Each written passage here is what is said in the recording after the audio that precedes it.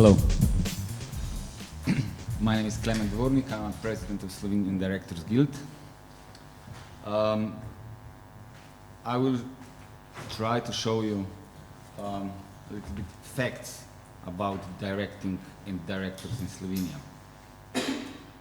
So, when I started preparing for this presentation, I set my goal not to be pessimistic and present situation in Slovenia as positive as possible. But as I looked at the facts, I realized that production environment in Slovenia, from director's perspective, is mildly said underdeveloped. And here I'll try to present the facts that I think will show that. Firstly, numbers. When I joined the numbers, I looked at the people who directed audiovisual works. I come up with a number of a little bit more than 200 people. But in that total, it's about 95 approximate, because this number varies all the time. 95 people who direct professionally, so that's why I call them directors. The people that I excluded from this number are in three groups. I can put them in three groups. First group is directors, people who directed an audiovisual work, but in their real life they are something completely different by profession. Doctor, I don't know, school teacher, something else, and they did it for fun, for hobby, and they did it once or twice, and that's why I think we cannot call them professional directors. The second group is people who were educated as film directors or television directors, but never maybe at the beginning made 1-2 films and never really entered the industry and started doing something completely else. I don't know, they are selling cars or they are doing something completely different. So, and the third group is people who in the last 5 or maybe 10 years didn't get a chance to direct anything and are now working in audiovisual sector as APs, ADs, something else, maybe script continuity or I don't know, even something else. So if we go in a number, 95 is approximate number, and out of 95, 63 are members of Directors Guild of Slovenia. So that's this. Okay. I look at the people, these 95, and I saw, so I put this slide up, that less than 5% of people had not been introduced to formal education of film or television directing. Less than 5%. Maybe, if my number is right, 3 or 4, which is really small number, and it means basically that in Slovenia, if you're not at one point introduced to the education of filmmaking, you probably cannot enter the filmmaking business. It is really hard. So, this is this. 20 of them were internationally educated, and that means 20%. That means 15 of film directors. And when I joined the numbers, I saw that 5 in Czech Republic, 3 in Germany, 2 in USA, 1 in Serbia, 1 in France, 1 in Belgium, 1 in Sweden, and 1 in Switzerland. That is a little bit.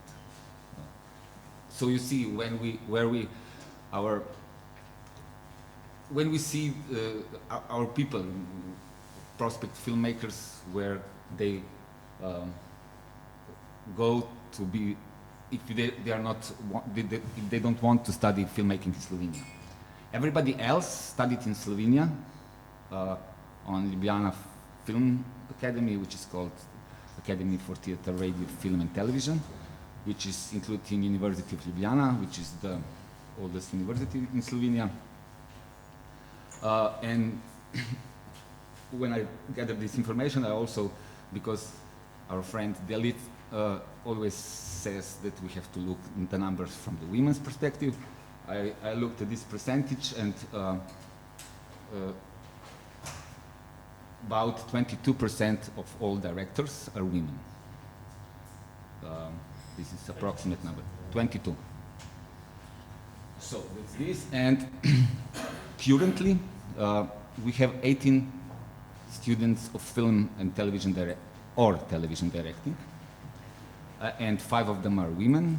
That means 27%, which is better than approximate number.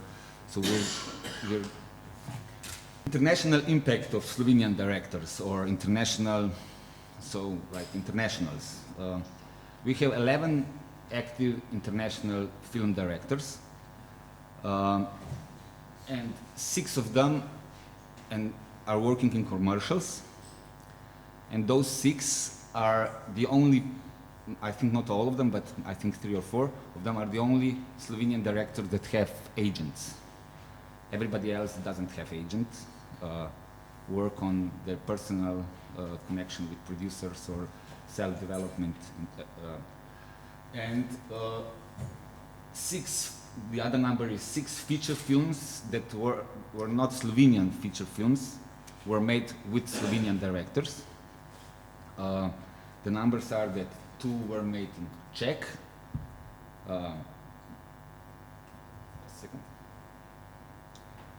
two in Czech, 1 in France, 1 in Poland, 1 in Austria, and 1 in Sweden.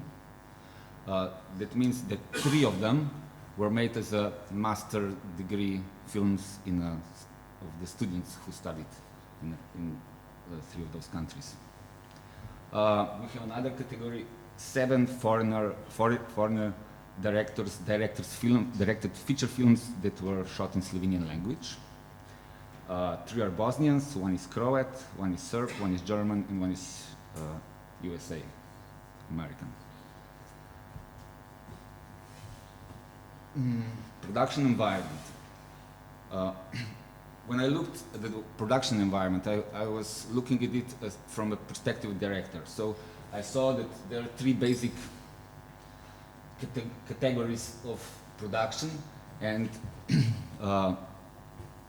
first is public television, which is the biggest.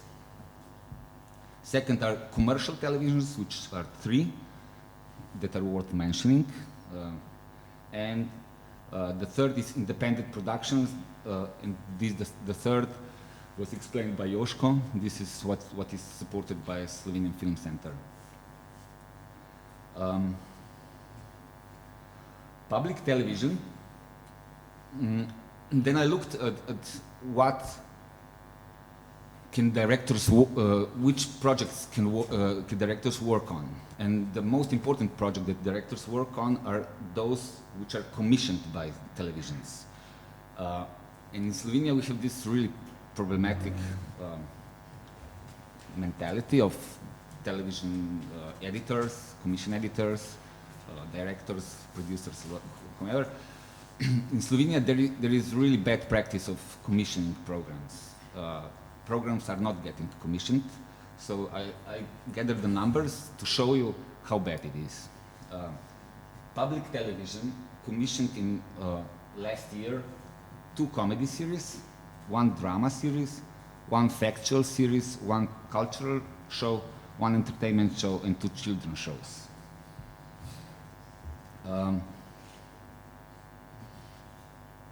Public Television Cinema Fund that we talked about before commissioned 2 fiction features, 3 documentary features, and 7 shorts. This number varies a little bit because previous years were 3 fictions and 2 documentaries and 10 shorts, or a little bit.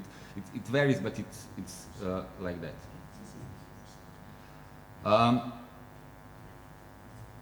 Commercial television. I hope you enjoy Slovenian locations.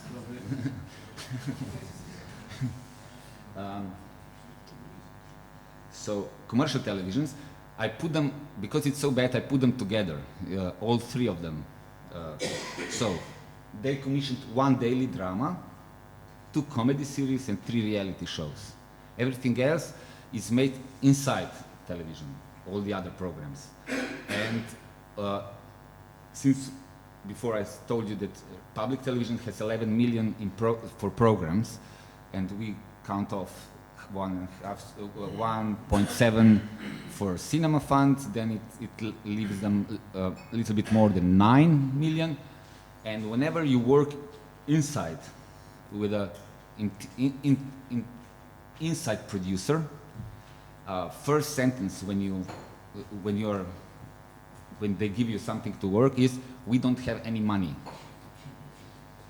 You have to do it without money. And you said, how do you don't have money? You have 130 million budget. How do you don't have money? They say, okay, we have crews, we have facilities, we have costume fundus, and we have set fundus, but we don't have money for things. So you have to do it from thin air. And if it can be done, don't go further than 11 kilometers from Ljubljana, because that brings traveling costs. That's the, you know, so nobody wants to work inside televisions, and you can see now the problems in that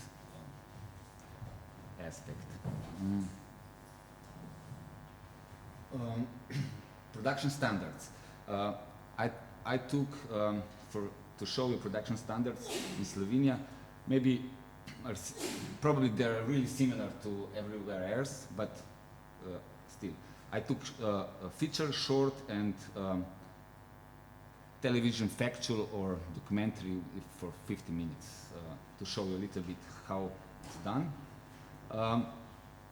In a feature which is roughly 1 million, which is probably up to 600,000, it's financed from Film Center.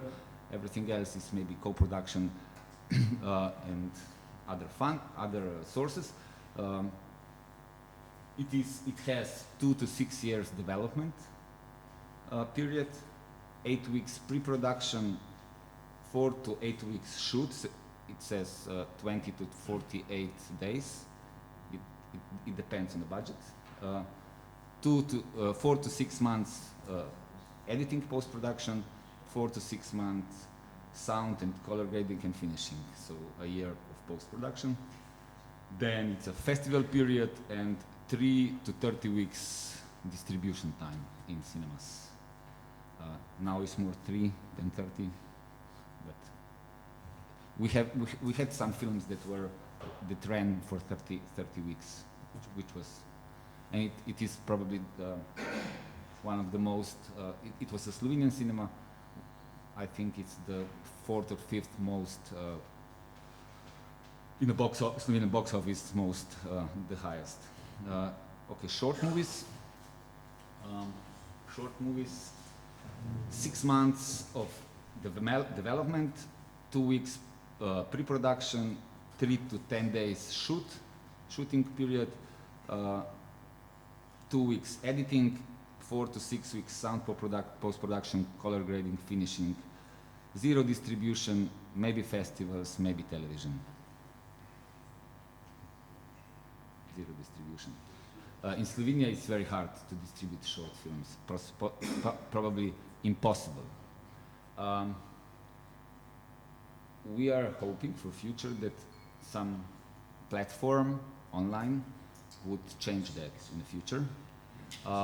Now a glimpse of hope is opening when Television Cinema Fund is starting to finance more and more short films, but they regulated it so they are shorter than 15 minutes, because they realize that they have a lot of slots empty on under 15 minutes. In between breaks of soccer matches, in between breaks of 2 short feature films or something. That's that. Television documentary or factual.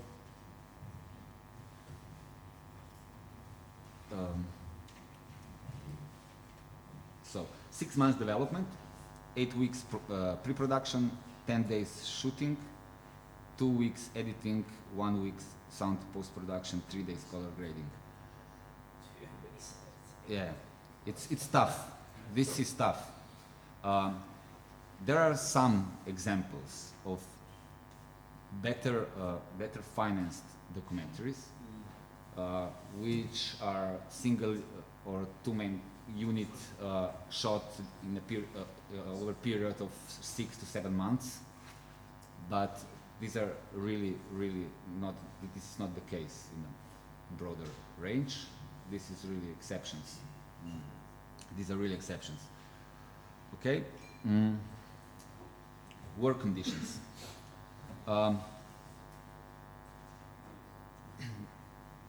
Wages are not, wages for directors are basically not an issue anymore, because they're so low that nobody bothers to fight for them.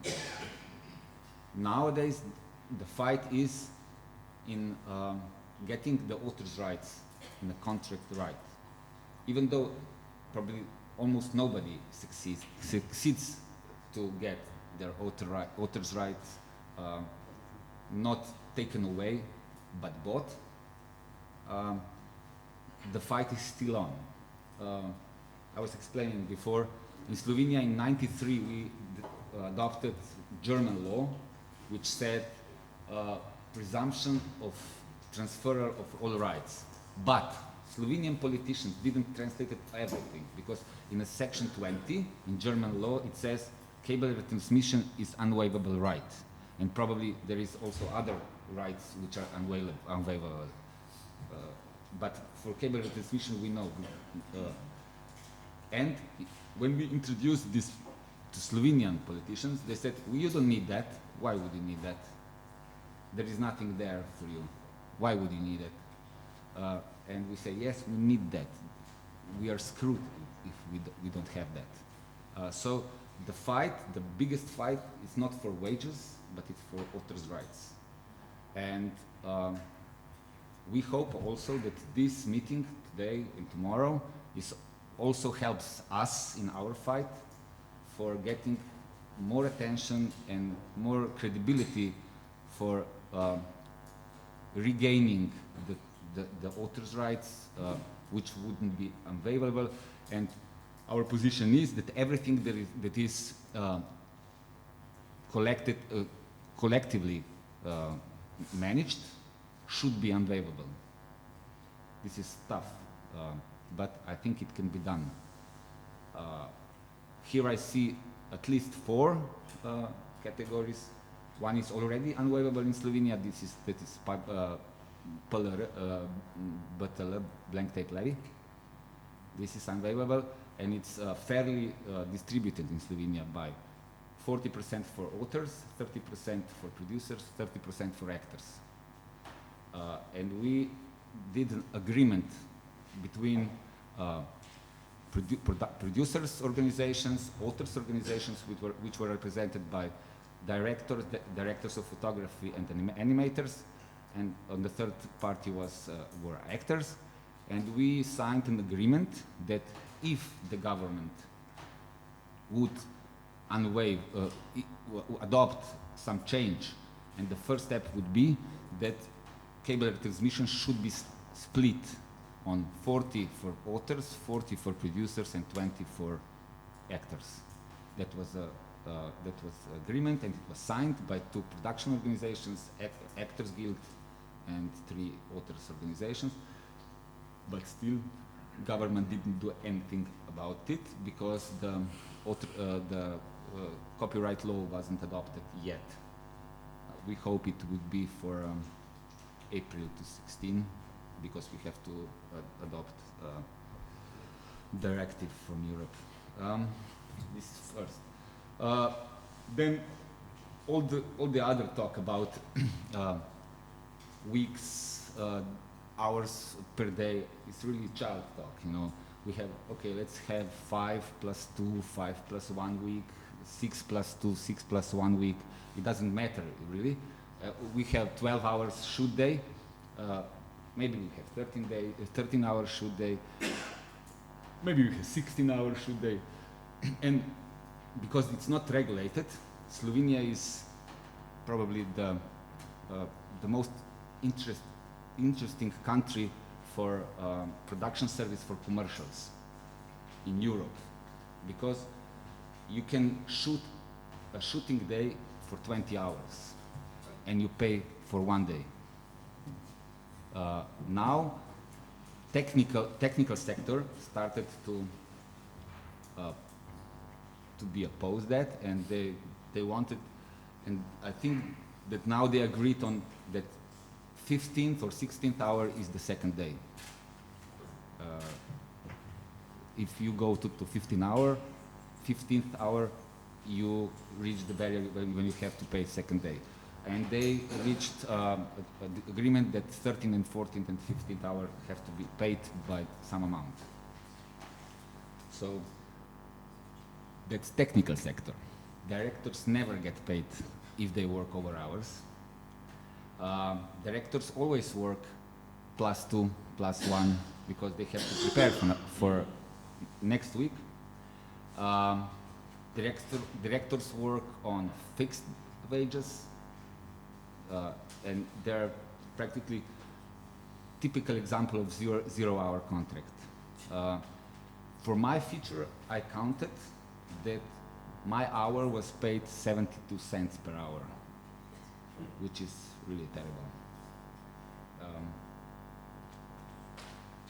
On the other hand, I have to say, there is a small group of directors in Slovenia who has all these rights, and they are employed on public television, and the number is 14 of them, who has wages, good wages, have all the working conditions, everything that school teacher has, they have, you know, everything. Doctor, yeah, and these two, and they probably they don't work that much as they should, and these two worlds are far apart, and they are going further and further apart, and this is terrible. Okay. Future prospect.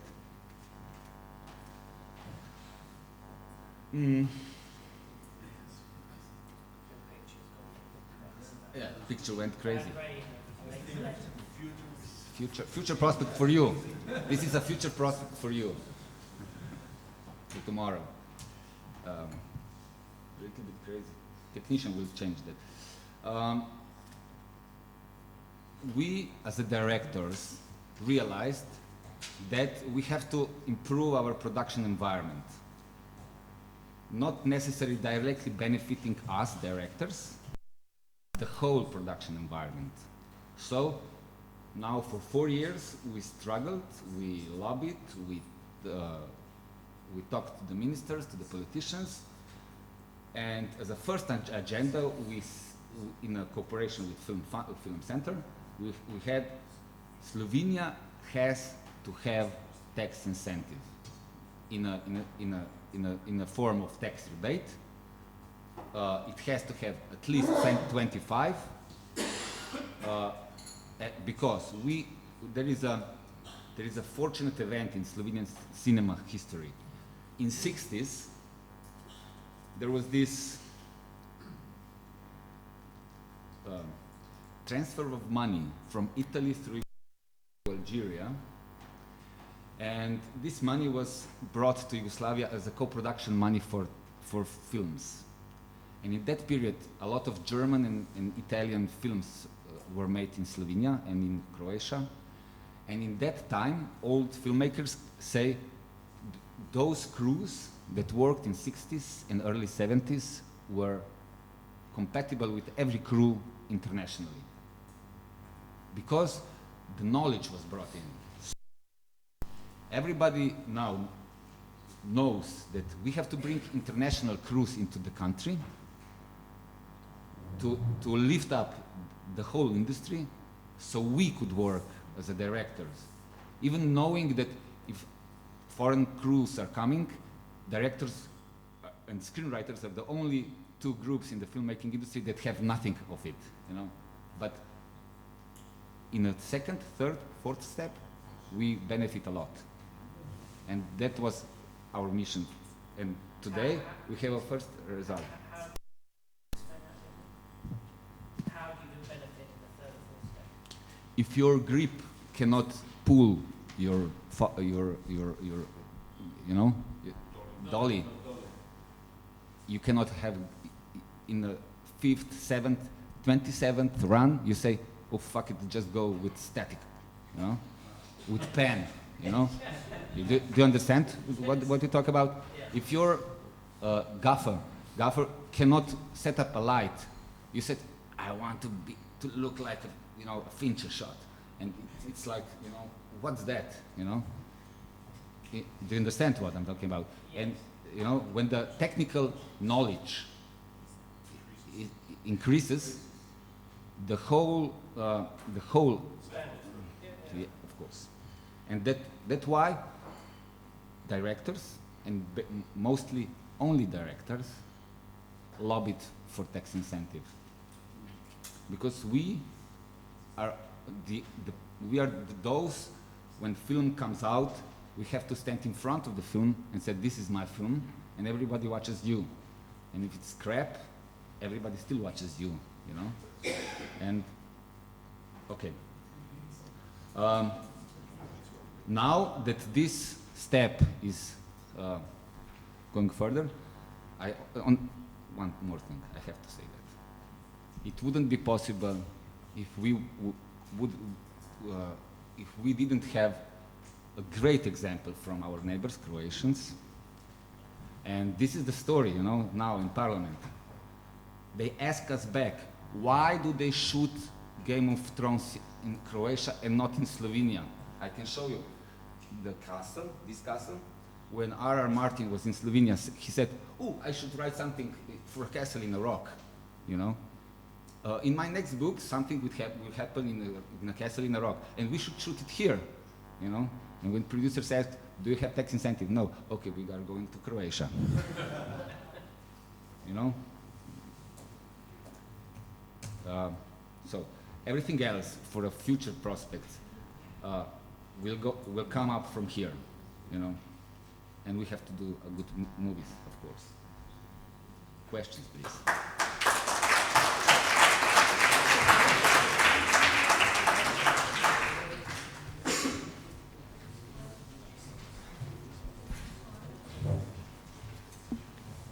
Thank you very much, Clemen, for your excellent speech and your resume.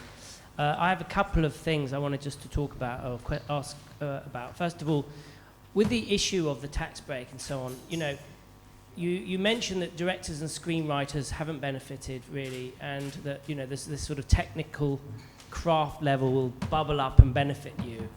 And I understand that. I accept that. I think that's a good point. But it's true that, you know, this sort of race towards tax breaks isn't always benefiting local directors. We've had the same thing in the UK. We have this tax break. There's been a lot of inward investment. The industry is buoyant, but, you know, British directors aren't generally being hired. If they are being hired, they're being hired at lower rates than American directors who are part of the DGA agreements that, you know, British directors may not be part of. British writers not being hired, and so on.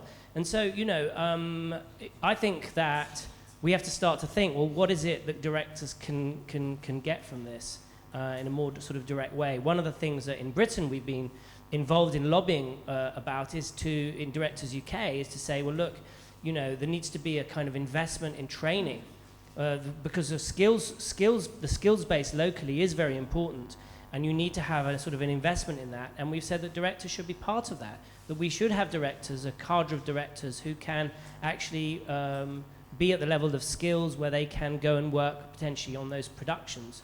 So I think that is important. The other thing that I wanted to say, because I think it's really relevant to our sort of whole conversation this weekend, is about the quite disturbing figures that you have provided about the remuneration of directors in Slovenia. And I don't know about other people in the room, but yes, first of all, I do feel quite shocked and frankly, you know, angry and humiliated by that. But at the same time, the picture that you're describing, I think it's familiar to all of us. We've all got this problem going on with hollowing out of wages, with exploitation, and you know, enough is enough. This has got to change. We've got to stop it. And I hope that this weekend we can start to really, in a positive way, think about what are the arguments, what are the policies that we can bring to bear to actually change this, because you know, it's just not a way for us to continue. You know, like you said, the 0 hours culture, it's quite serious that we see this again in the UK, where basically directors are being hired almost like sort of, you know, like you might hire a camera operator for a day here and a day there. And like, we'll bring you in just to kind of bring you in just for the shoot. What about prep? Oh, no, we don't need that. You won't need to prep. What about the edit? Oh, no, someone else does that. And it's literally like, you know, hiring somebody to do the shopping trolleys in the supermarket on a 0 hours contract. I mean, this is not the future that we want. So, you know, I thank you very much for sharing your data with us, and I hope that we can, you know, think about it this weekend and how to change it. Yeah. Thank you for this little debate, because basically, you know, just at the very beginning, you know, you just stick your finger in the eye of a problem. I think of something that we're going to follow, you know, along many topics that we're going to change, and throughout the schedule of this whole assembly, you know. We have just now seen two perspectives, you know, Slovenian, the perspective of European directors from Slovenia, and a perspective from our British colleague. And you know, FERA has this magnanimous idea that Britain is part of Europe, which is rather an ambivalent, which is a truth, but an ambivalent truth. You know, because I mean, this is always a question: how does a director reflect on its situation? Is director a hired gun in someone other's war? You know, asking the more beans, better ammunition, and better treatment, and so on?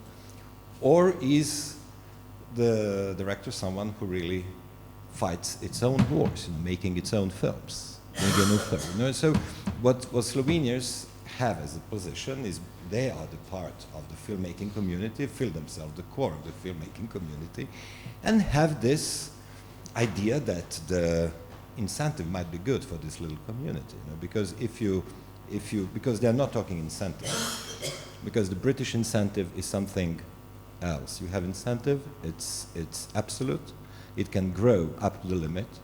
You talk billions, they talk petty little millions, and they will try, I don't know whether we'll succeed. We are succeeding by now. They will try to hold their incentive scheme within their community, because if you have the film fund running it, you know, if you have the revenues being directed to local producers who are also implicated in the local indigenous production, then you're actually pumping the money into your own small industry. Indirectly, you're pumping the money. It's not only the development of skills, you're pumping the money into your, because your producers can take bigger risks, you know, your producers can, you know, and you're really doing something relatively good for everybody. I don't know what kind of shebang, you know, they were going to do, because we have a 20% rebate. That's the momentum, but we have a 20%. What's the VAT in Slovenia? It's 22. Yeah, we have 25 in Croatia, so we've been very careful to have the rebate that's lower than that VAT, so that we can have this dialogue with the Ministry of Finance all the time, proving that there is no spillover from the budget at the end of the day, you know, because this is a long talk, and we'll have it, you know, besides this forum, but it's interesting. Un esperto. Maurizio. Another bureaucrat. So there's something that impressed me very, very much. It is the unbelievable investment of the TVs. So you said, I mean, incredible numbers, one feature film, one 3 documentaries, and we are facing for the next year an European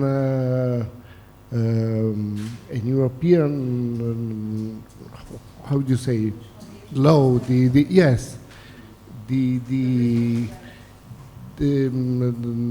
audiovisual, how it's called, audiovisual media service. And this is the focus. We are talking, in Europe, we are talking about quotes. We are defending... Quotas, yeah. Yes, we are defending in some countries the quotas that we have. We are trying to get the quotas on the over the top, but mainly in Europe we have no quotas. So that's a problem we have to face for the next year. If we are thinking or renewal of the directive, we have to as last year we were thinking about the Cyprus problem, and we said, oh God, no one is putting €1 in Cyprus films. And now, I mean, we are hearing just the same thing in Slovenia. We have to think that in very few countries of Europe, we have a real system of quotas. So I think we have to fight for that. And we are hearing that the air in Brussels is not so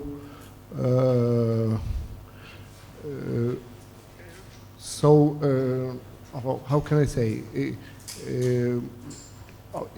I mean, they don't want to renew this system of quotas. They say this an old one. I mean, the digital world needs something else, something more modern, something else. I think that we have to focus on another issue, very important issue. Yes, it is very important for a director to fight for his own remuneration. But if you have nothing to do, what kind of remuneration are we talking about? Yeah, I also think, Mauricio, and we don't gonna have the whole debate here, because I think it's also the big topic of tomorrow of what we have to do.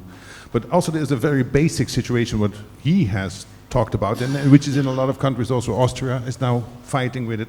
Is the very basic situation of a director who thinks it's two different things: to have a salary to be paid and to have remuneration for your rights. You know, as he said, we think as directors that if we have remuneration for our authorial rights, then, you know, we're improving. On the other hand, of course, the basic thing should be that you have a basic salary, which you work for, and of course, that also you get remunerated for all the uses of your work. And they belong together. They are not separate. It's not that you say like, well, the main thing is I can shoot, and the whole catalog of rights, etc., etc. We do that afterwards. That's usually how producers trick directors into selling out their rights and doing that. So I also think that the main thing that we need, quota, politically not a very popular thing. Also there's a lot of aspects to this, incentives that you have. Also in Belgium, it's about 400 million euros a year, right, Andre, that you get in there. So there's not always advantageous. No, it's 400 million euros. That's the money that the Belgian taxpayers... For the Belgian production, only 23% of that. Yeah. So 80% goes to foreign. Each year it's going down. Each year. So it's not only positive. So it also in Belgium it has the effect that teams are getting very expensive because they say they know there is the spent rule. So they say like, listen, but okay. So but that's a different issue. No. it's no, no. So Please talk to that's the one thing. So the point I want to make is that I think that the main thing that we need, yeah, is that we have to improve the basic situation on a contractual level. What is needed and is absolutely necessary is to have a European authors contract law, which brings together these two elements, the pay of the director and the agreements on the exploitation of the audiovisual work that they say, and that this is fair and at eye level. So, which means that directors must have a third party that can represent them in these negotiations. I think that is the way. And the quota and all that, very important. It's a lot of aspects that we have there, but I guess this is the key issue, and I think is a key task for FERA to initiate, is to start this process of European legislation on all these contracts, you know, to have that going.